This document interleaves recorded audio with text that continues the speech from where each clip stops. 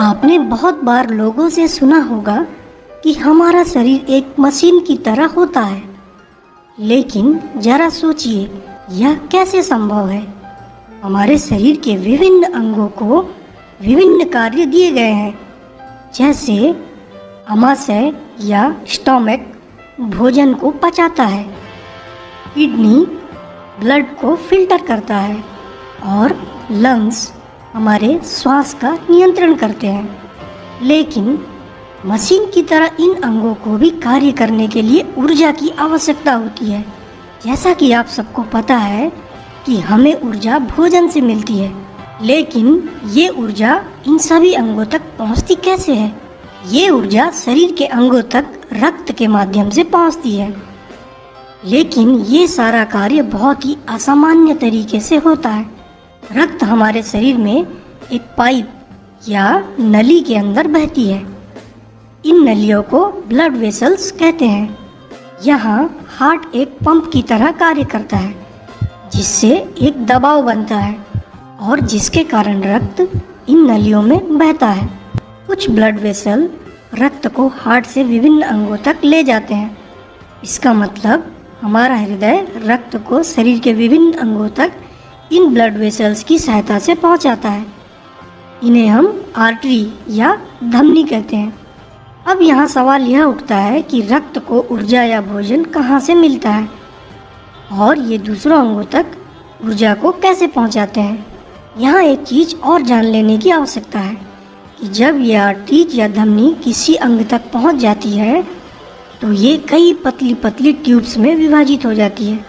इन tubes को हम capillaries कहते हैं। इन ट्यूब्स की दीवारें बहुत ही पतली और छिद्र युक्त होती है। छोटे छोटे मॉलिक्यूल्स जैसे ऑक्सीजन, ग्लूकोज, अमीनो एसिड इत्यादि इन कैपिलरीज के छेदों से डिफ्यूजन प्रोसेस की वजह से अंगों के टिश्यू तक पहुंच जाते हैं और कार्बन डाइऑक्साइड वेस्ट मटेरियल्स शरीर के अंगों से इन कैपिलरीज में प्रवेश कर जाते हैं। ये कैपिलरी फिर आपस में जुड़कर एक बड़ी नली बनाते हैं, जिसे वेन या सिरा कहते हैं। ये सिराएं अशुद्ध रक्त को हृदय तक पहुंचाते हैं। यहाँ हम तीनों प्रकार के ब्लड वेसल्स के बीच असमानता को देख सकते हैं। आर्टरीज की दीवार बहुत मोटी होती है क्योंकि इसे हार्ट पंप के द्वारा बनाए गए प्रेशर को संभालना होता है।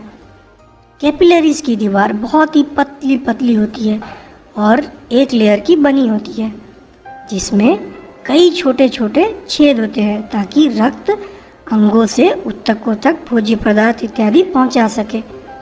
वेन या सीरा, इसकी दीवार भी मोटी होती है, लेकिन आर्टरी की दीवार जितनी मोटी नहीं होती।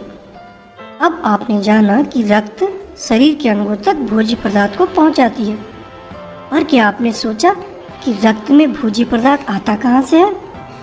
आपको पता है कि हमारे इंटेस्टाइन में छोटी छोटी उंगलियों जैसी संरचनाएं होती है, जिसे हम विलाई कहते हैं।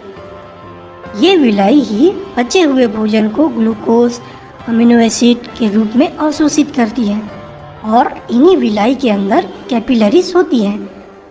अब जो भोजन सिंपल मॉलिक्यूल के रूप में होती है वो कैपिलरीज में प्रवेश करती है। आप जानते हैं कि ऑक्सीजन हमारे शरीर के लिए कितनी जरूरी है। अब हम जानेंगे कि रक्त में ऑक्सीजन कैसे प्रवेश करता है और जो बाद में रक्त के माध्यम से हर अंग को मिलता है। हमें पता है कि जब हम श्वास लेते हैं तो ऑक्सीजन हमारे लंग्स में जाती है। लंग्स में करीब 300 मिलियन एल्वियोलाई होते हैं, जो छोटे छोटे गड्ढों या एयर सैक्स जैसी होती है।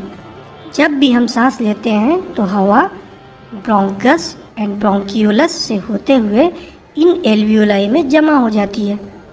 एल्वियोलाई को एक वचन में एल्वियोलस बोलते हैं। इन एल्वियोलस के अंदर भी कैपिलरीज का जाल होता है, जो वहाँ से ऑक्सीजन को ग्रहण कर लेती है और विभिन्न अंगों से प्राप्त अशुद्ध वायु कार्बन डाइऑक्साइड को यहाँ छोड़ देती है, जहाँ से इन्हें श्वास के द्वारा बाहर कर दिया जाता है।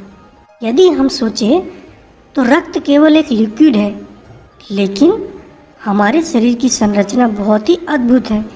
यह लिक्विड हमारे शरीर में सभी गैसों और ठोस भोज्य पदार्थ को पहुंचाने का माध्यम होता है।